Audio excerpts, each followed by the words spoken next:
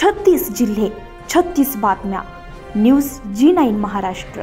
उत्तर तुमच्या प्रश्नांची.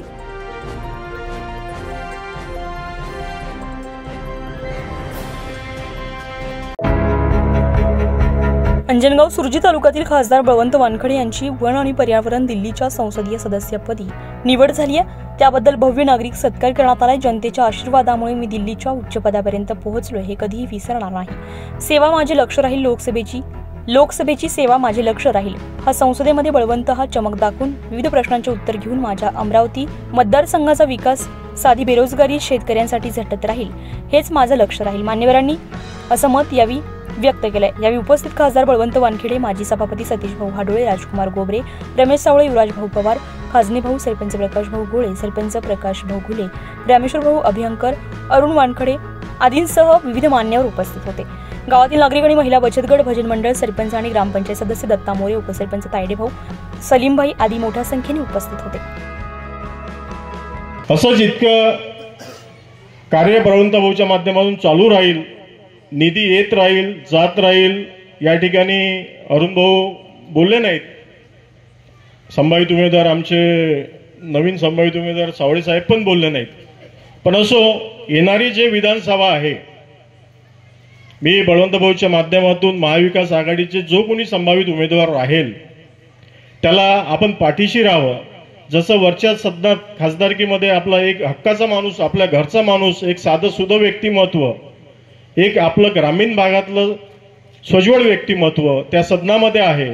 एक कुठल्या तरी महाराष्ट्राच्या सदनात आपले स्थानिक कामं करणे, याकरता आपल्याला आपला हक्काचा माणूस असणं हे फार गरजेचं आहे. त्याकरता आपण सर्व टाकरखेडावासियांनी सहकार्य करावं. इतकेच मी ओट्यावर कुठेतरी बसतो, पारावर बसतो आणि चर्चा करतो.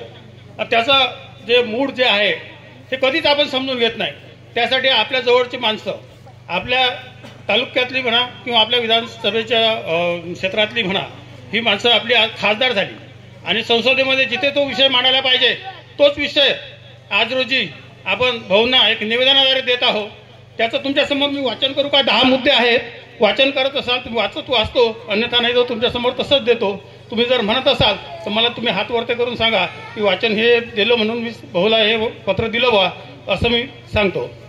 तर त्याच्यामधलं तुम्हाला एक प्रामुख्यानं 2-4 मुद्दे वाचून दाखवतो. याच्यामध्ये पहिला मुद्दा आहे, शेतीमालाला उत्पादन खर्चावर आधारित रास्त भाव मिळाला पाहिजे. हा पहिला मुद्दा आहे. दुसरा मुद्दा आहे, शेतकऱ्यांच्या पीक विम्याच्या समस्या. पर्यावरण, वन खूप मोठी 3-5-6 मंत्रालयाची ती समिती आहे आणि त्या समितीत देशाचे नेते शरदचंद्रजी पवार साहेब आहेत. त्या समितीत जयराम रमेशजी आहेत. त्या समितीत अखिलेशजी यादव आहे आणि त्या समितीत तुमचा बळवंत आहे.